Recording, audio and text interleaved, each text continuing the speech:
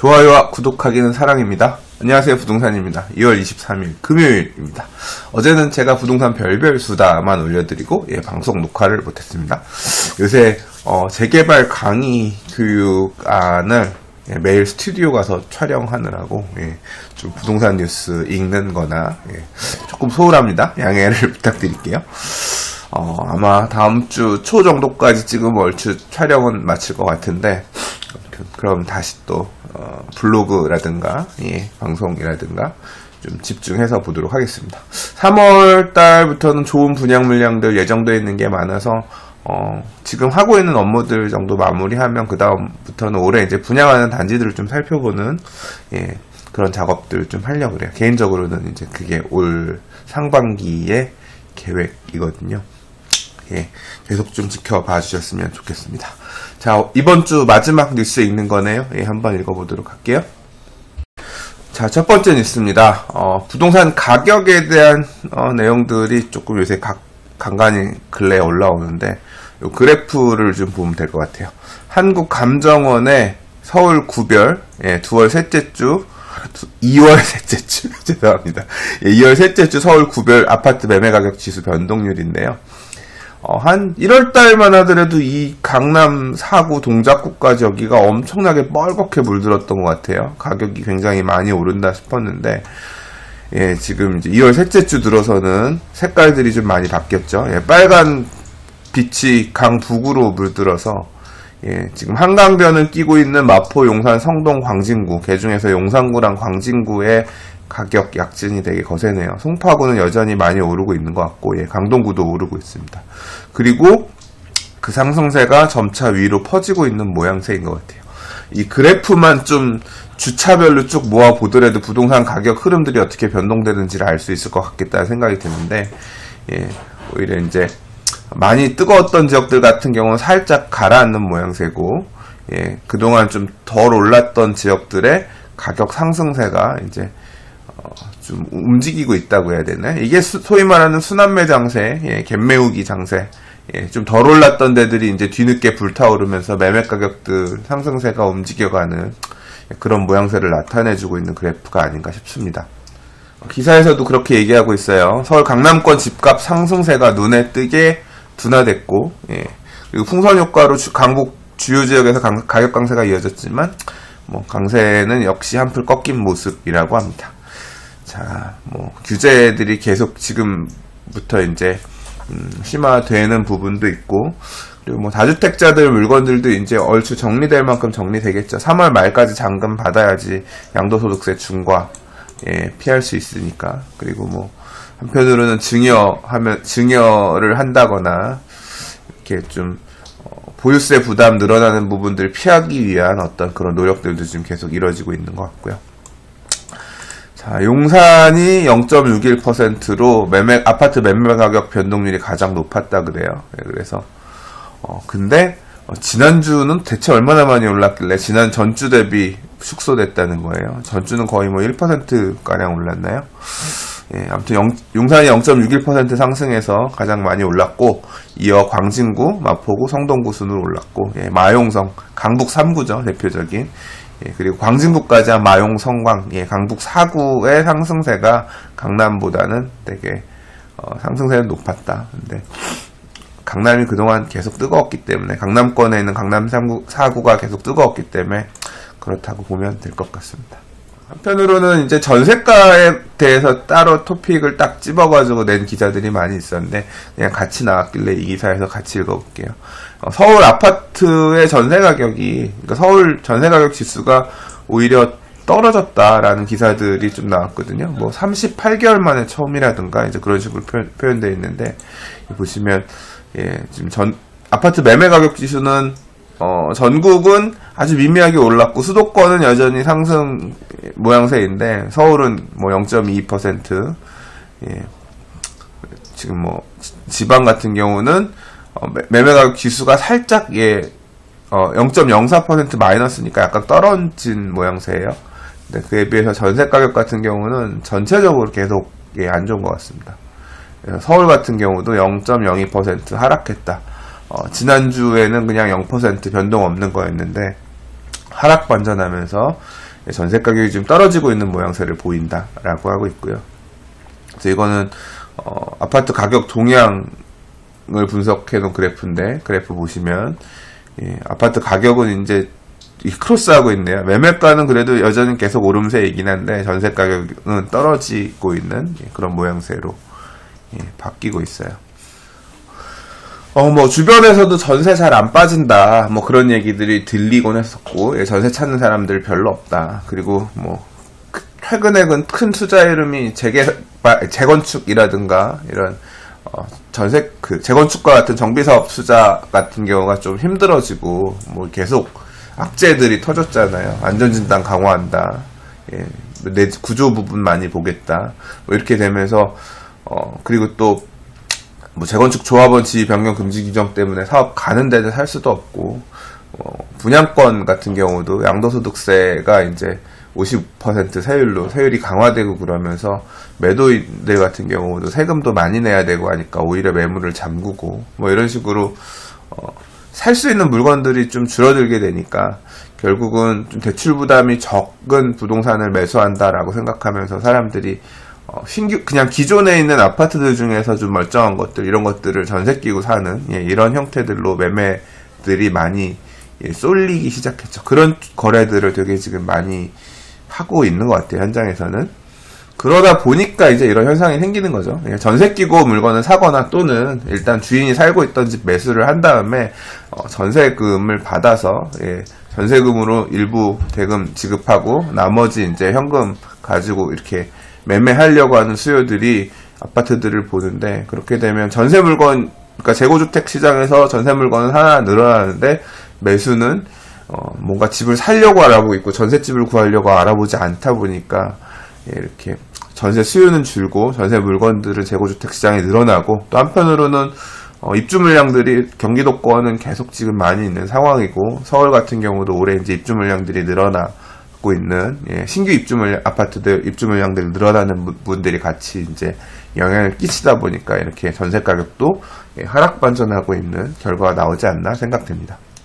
자, 다음은 중계동 백사마을이라고 하는 곳의 얘기인데요. 서울 마지막 달동네 백사마을의 변신이란 제목의 기사예요. 저는 이 지역을 잘 몰라요. 백사마을 관련해서는 언론에서 가끔 보거나, 좀 뭐 그 정도 얘기를 과거에 들었던 적이 있는 것 같아요. 내부 가본 적도 없고요, 한 번도. 이제 기회가 되면 한번 어떻게 생긴 동네인지 한번 가봤으면 좋겠는데, 언론에서 뭐 도시 재생이라든가 그런 내용 나올 때 뭐 TV라든가 이런 데서만 좀 봤던 것 같은데요.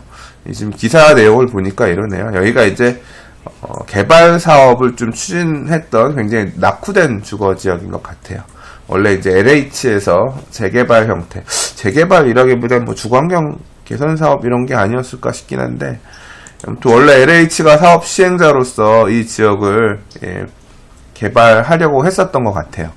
개발하려고 했었던 것 같은데, 개발 방식이라든가 주민들 간의 이견들이 있어가지고 사업이 좀 진행되지 않고 좀 지지부진했었던 것 같아요. 이렇게 얘기하네요. 2008년 1월 그린벨트에서 해제된 후에 전면 철거 방식의 재개발 사업이 시작됐지만, 최초 사업 시행자인 LH공사의 무리한 정비계획 변경 요구와 주민 갈등 등으로 사업이 속도를 내지 못했다.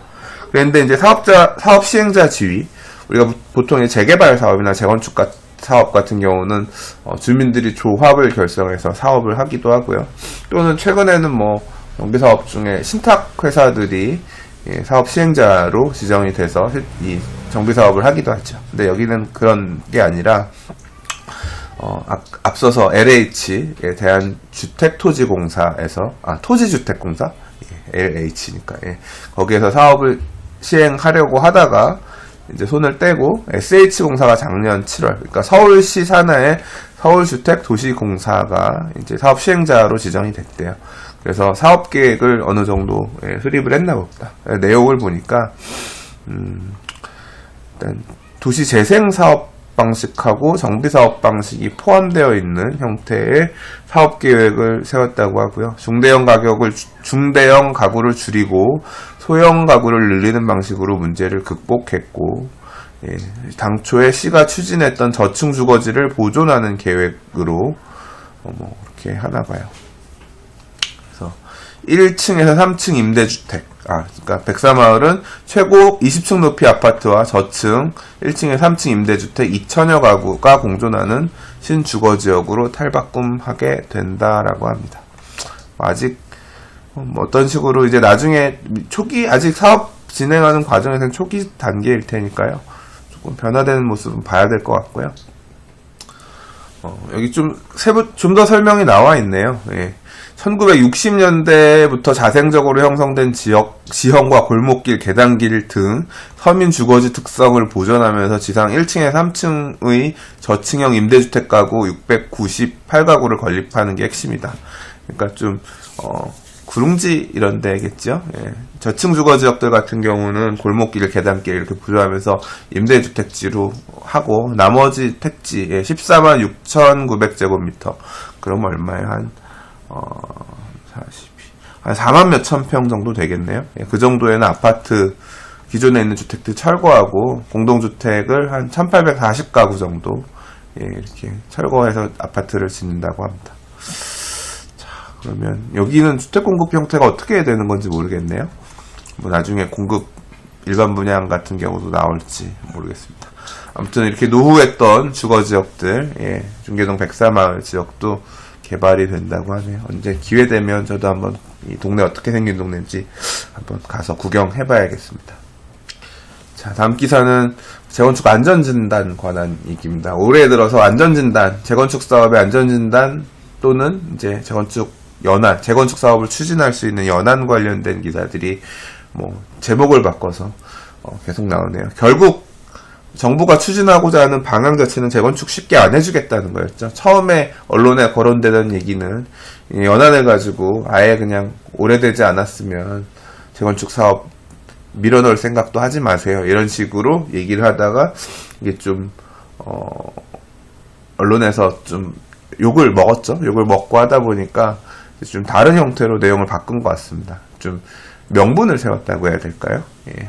그래서 구조가 안전하지 않으면 재건축 안 해도 되는 거니까 구조 부분을 많이 보겠다. 그리고 그걸 보는 과정에 있어서 허투루 보지 않고 뭐 지자체들이 결정하지 말아라. 공공에서 어느 정도 개입해서 실제로 이 재건축을 해야 될 만큼 낡은 건지 꼼꼼하게 보겠다. 이런 식으로 좀 스탠스를 바꾸는 모습을 이제 얼마 전에 국토부에서 보도 자료를 발표를 했고요. 이걸 발표하고 나서 급하게 이제 시행하려고 하는 모양새인 것 같습니다. 그래서 저는 지난번 기사는 그렇게 하겠다라는 어떤 기조, 논조 정도를 읽었다고 하면 지금 이번 기사는 이제 세부적인 내용들을 좀 소개를 했길래 보는데요. 2월 21일에 국토교통부는 주택 재건축 판정을 위한 안전진단 기준 일부 개정 고시하는 행정 예고했고요. 행정 예고 기간은 3월 2일까지라고 합니다. 이렇게 행정 절차법은 20일 이상 행정 예고할 것을 권고하고 있으나 이번 기준 개정의 행정 예고 기간은 10일로 단축했고 그 다음에 국토부 관계자는 행정 예고 기간 들어온 의견을 검토한 뒤 이르면 내달 5일, 그러니까 3월 5일 개정된 안전진단 기준이 시행될 것이라고 말했다고 합니다. 그러니까 아무튼 이렇게 바꾸는 안전진단을 빡세게 하는 내용을 금방 적용해서 많은 재건축 사업을 추진하고 있는 이 안전진단을 받으려고 하는 단지들이 변경되는 내용대로 재건축 사업을 하게끔 하겠다는 거죠. 그러니까 재빠르게 대응해도 소용없게끔 하겠다 이런 식으로 좀 급하게 속도를 내서 밀어붙이는 모양새입니다. 지금 사실 이 내용 관련해서 제가 페이스북에서 어떤 분이 얘기해 주신 거 보니까 이 내용을 페이스북에서 계도 차원에서 유료 광고를 정부가 하고 있다고 하더라고요. 국토부에서 유료 광고비를 페이스북에 써가면서 앞으로 재건축 절차에 있어서 이렇게 구조 강화 부분을 많이 보고 그러는 것을 통해서 뭐 재건축 사업이 뭐 무분별하게 진행되지 않아서 자원이 낭비되는 걸 방지한다 뭐 이런 식으로 계도하는 모양새의 홍보 카드 뉴스들을 뿌리는 것 같더라고요. 좀 사실 저는 납득이 안 가긴 했습니다. 그런 내용을. 이게 그런 식으로 광고비를 써가면서 홍보해야 될 내용인가. 사실 국토부에서 이렇게 모양새를 취하고자 하는 내용의 이면에는 결국 이 재건축발 부동산 시장의 가격 불안을 잠재우겠다라고 하는 게 속으로 하고 싶은 얘기인 거잖아요. 예, 집값이 올라가는 게 부담스러우니까 일단 뭐 나중에 어떻게 제가 느끼는 느낌은 그런 거예요. 나중에 어떻게 될진 몰라도 일단 당장은 눈앞에 붙어있는 이 불을 끄는 게 우선이다라고 생각해서 특히 이제 재건축 초과이익 환수제, 재건축 부담금 문제가 작년 연말까지 관리처분계 이제 끝나고 나서 이제 그러면 차라리 그리고 이제 재건축 조합원지 변경 금지 규정이 이제 생기면서 지금 기존에 사업 추진되고 있던 조합 설립 인가가 난 재건축들이 거래가 막히면서 차라리 그러면 앞으로 재건축 할 때도 아직 조합 설립 안 된 재건축을 사자라는 식으로 이제 재건축 투자에 대한 풍선 효과가 초기 단계의 재건축 구역으로 불이 붙으니까 이제 그걸 방지하기 위해서 그 불 붙는 부분을 이제 방지하기 위해서 이렇게 재건축 안전진단 부분을 건드려서 또 이제 수요를 억제하려고 하는 것 같고요. 그리고 뭐 기사에서는 안 읽었지만 실제로 효과가 있다. 그래서 이 내용에 해당되는 초기 단계의 재건축 사업 구역들 같은 경우는 매수세가 진정되고 있는 모양새다. 가격도 안정되고 있는 모양새다라고 얘기는 하고 있어요. 네, 아무튼 뭐 지금 그런 분위기란 얘기입니다. 네.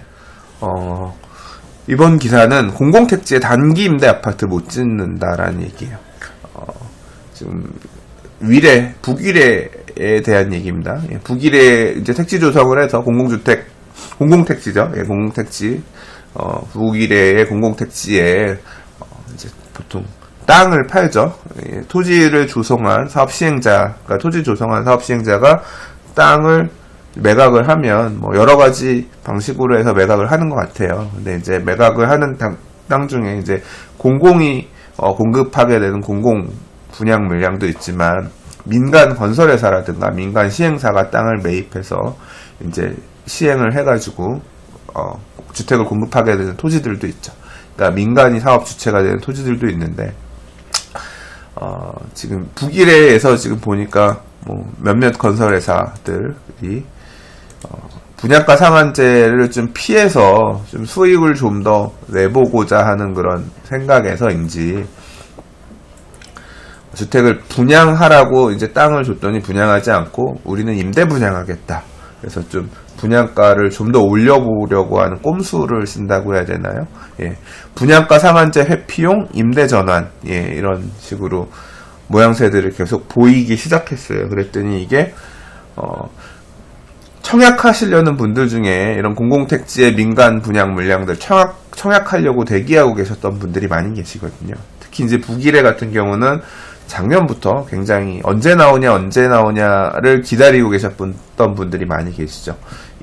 아무래도 택지 조성 원가가 상대적으로 민간 아파트 재개발이나 재건축 등에 비해선 저렴하기 때문에 아무래도 좀 더 저렴한 분양가로 분양가 상한제가 적용되기 때문에 저렴한 분양가로 공급받을 수 있는 아파트들이었기 때문에 그걸 기대하셨던 분들이 많이 계신데 꼼수를 써가지고 임대 아파트로 단기 임대, 그러니까 뭐 5년인가요? 4년인가요? 임대 놓는, 일단 임대를 놓고 나중에 임대 끝나는 시점에 가서 그때 다시 감정평가해서 분양가 정하겠다. 뭐 이제 그런 식으로 바꾼 거죠. 그랬더니 이제 그게 꼼수다라고 그래서 그걸 막겠다라고 이제 그렇게 하지 못하게 해달라는 식으로 뭐 청와대 청원들도 하셨던 것 같고요. 야, 이 건설회사들 이거 못 믿을 놈들이다. 불만도 많이 있었던 것 같습니다. 그래서 이제 이런 꼼수 분양에 대한 대응책을 내세웠다고 하는데요. 일단 어떻게 대응책을 마련했느냐. 의무 임대 기간을 8년 이상으로 하겠다고 바꿀 건가 봐요. 그래서 의무 임대 기간이 4년이 아니라 5년이 아니라 4년이네요. 4년 후 분양 전환하는 거는 짧으니까 4년 뒤에 이렇게 매각해서 자금 회수하면 되지, 건설회사들이 이렇게 생각하는 거를 아예 생각도 못하게 8년까지 늘리겠다고 합니다. 그러면 돈이 길게 묶이게 되니까 돈이 돌아야 되는 기업 입장에서는 조금 부담스러우니 이런 짓을 안 하지 않겠냐, 뭐 그렇게 생각을 하나 봐요. 근데 이게 효과가 있을까? 내용을 보니까 그런 생각이 갑자기 드네요. 왜냐하면 8년이라고는 하지만 제가 이 건설회사들 입장에서 보면 4년이든 8년이든 이 보증금도 굉장히 많이 받던 것 같은데, 임대보증금을. 보증금으로서 어쨌거나 자금 회수를 건설회사 입장에서는 일부 상당 부분 하게 되는 거잖아요. 8년으로 이렇게 하는 게 그렇게 크게 의미가 있을지는 조금 약간 생각해 봐야 될 것 같아요, 저도. 자, 오늘 준비한 마지막 기사입니다. 서울 신길역 일대에 999세대 규모 공동주택 들어선다. 서울시 신길 역세권 도시환경 정비구역 지정이라고 했어요. 자, 이 신길역은 사실 많이 잘 안 알려요. 환승역 인데도 불구하고 지금 사실 많이 잘 안 알려져 있는 역이에요. 신길역 5호선하고 1호선 환승역이죠. 제가 가끔 유튜브에서 노래 찾아 듣는 약간 무명 가수라고 해야 되나? 많이 안 알려져 있는 가수 중에 신길역 로망스라는 팀이 있거든요. 노래 부르신 것 중에서 좀 제가 좋아하는 게 있어서 가끔 찾아 듣는데, 그럼 신길역 보면 그분들 생각이 나요. 이렇게 신길역에서 딱 이렇게 격리하면서 찍은 사진도 있고, 아무튼 그런 팀이 있어요. 네, 신길역 쪽은 사실 제가 한 10몇 년 전부터 가끔 이렇게 다니면서 보던 지역이에요. 지금 이 지도상에서 보시면 신길역 앞에 지금 대상지라고 되어 있는 데는 요 부분이에요. 여기 철길입니다. 순영 엘라이빌 아파트라고 소규모 아파트 있고, 이게 이게 영등포 로타리가 지도상에서 보시면 여기에요. 그래서 영등포 로타리에서 쭉 들어와서 이렇게 가면 이쪽이 이제 도림동 지나서 여기 영등포 신길동, 여기가 신길동이죠. 그리고 도림동하고 이 밑으로 내려가면 그 영등포 푸르지오 아파트, 영푸라 그러죠. 영등포 푸르지오 아파트 있고, 이 공원이잖아요. 두산 이브. 옛날 이 동네 아파트들이 여기 맥주 공장들이 있어서 이거 오비 맥주 공장이고, 영등포 푸르지오 아파트는 옛날에 하이트 맥주 공장이었다 그러더라고요. 최근에 보니까 여기 지금 비어있는 주택가 부분 있죠? 여기가 신길 2구역이었는데, 개발사업 추진하자 약간 멈춰섰던 걸로 기억하는데, 여기도 뭐 다시 재개발, 추진을 하기 위한 뭐 움직임이 있다라고, 부동산 스터디 카페에서 봤던 것 같아요. 네, 아무튼 지금 기사에서 얘기 나온 신길 역세권 도시환경 정비구역은 요쪽입니다. 영등포 여자고등학교, 영등포여고, 그 다음 영원중학교 북측에 있는 역인데, 뭔가 싶어. 사실 제가 이 기사를 읽는 이유는 뭐 여기 개발한대요 그것 때문에는 아니고요. 사실은 무슨 형태로 개발을 하는 건가가 궁금했는데요. 그래서 좀 내용들을 살펴봤어요. 내용 살펴봤더니 신길 역세권 도시환경 정비사업구역에 관한 이제 이 서울시 정보소통광장에 보면 이런 내용들이 나오는데, 이렇게 민원들 들어오고 협의하고 했던 내용들이 있더라고요. 그러니까 이게 내용이 봤더니 뭐냐면 신길 역세권 장기주택 건립 도시환경 정비구역 지정이라는 식으로 문서들이 오갔더라고요. 그래서 내용을 보니까 이게 서울시에서 역세권 주변에, 그러니까 1차 역세권이라고 그래서 250m 이내, 2차 역세권 500m 이내, 그래서 역세권 지하철역에서 그렇게 가까운 역세권에 그 용적률을 준주거 정도까지 상향해주고, 이렇게 늘어나는 용적률 중에 일부 토지를 그러니까 서울시에다 기부 체납하고, 그 다음에 이 건축하는 건축비는 이제 표준 건축비로 서울시에서 주고, 땅을 이 건물 아파트를 가져가는 형태, 이제 그런 형태의 사업들을 서울시가 2010년부터 계속 추진해 왔었거든요. 그래서 이런 형태로 사업하고 있는 데들이 몇 군데 있어요.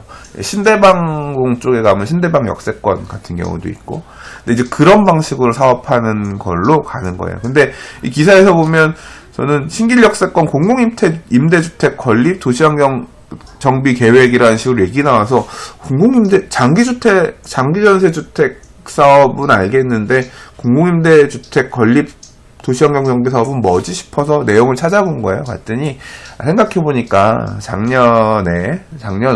작년이구나. 예. 2017년에 임대주택 관련된, 공공임대주택 관련된 이 용어들이 서울시에서 쓰는 말 다르고, 뭐, LH의 국토부 주도로 쓰는 말 다르고, 다 너무 혼재되어 있다라고 해서 되게 헷갈린다. 공공임대주택이 어떤 건 국민임대, 어떤 건 뭐 공공임대, 어떤 건 뭐 공공지원주택, 뭐 다 명칭들이 서울시에서 쓰는 말은 시프트, 뭐 다 얘기들이 행복주택, 이런 식으로 얘기들이 다 달라서 헷갈린다. 그래서 명칭을 좀 정비해서 통일하는 어떤 그거를 한다고 발표했던 내용이 있거든요. 그래서 보니까 장기전세주택이라는 명칭도 공공임대주택이라는 말로 이제 정비해 나가는 그런 과정인 것 같아요. 기사 내용 보면 그렇습니다. 최고 8개동 최고 35층 999세대의 공동주택 짓는데 이 중 공공임대가 350세대 포함됐다고 하니까 이게 이제 장기전세주택, 과거에 우리 시프트라고 하던, 그러니까 늘어난 용적률 중에서 일정 부분 서울시가 표준 건축비로 사가게 되는 그 세대가 350세대 된다는 거고요. 이제 남는 물량들 같은 경우 조합, 도시환경 정비 사업이니까. 사실 도시환경 정비 사업도 2월 9일부로, 그러니까 지금 2월 23일이니까 사실 없어졌어요. 재개발이라고 이름 바꿔야 됩니다. 근데 이제 과거에 추진해오던 내용이 있으니까 도시환경 정비 계획이라 그랬는데 재개발 사업으로 이제 그렇게 가게끔 되네요. 그래서 그 남은 물량 990개 중에 서울시가 가져가는 350개 빼고 조합원들이 이 안에 몇 명이나 있을지 모르겠지만 조합원들이 가져가고 남는 물량들을 일반 분양하고 그렇게 하겠네요. 이런 형태의 사업들도 또 일부 이렇게 추진이 되고 있구나. 확인이 되어서 한번 읽어봤습니다. 자, 오늘 준비한 뉴스는 여기까지입니다. 이번 한 주도 참 고생 많으셨습니다. 봐주셔서 감사하고요. 다음 주에 또 다른 뉴스와 부동산 이야기들 가지고 인사드리도록 하겠습니다. 좋아요와 구독하기는 사랑입니다. 감사합니다. 부동산이었습니다.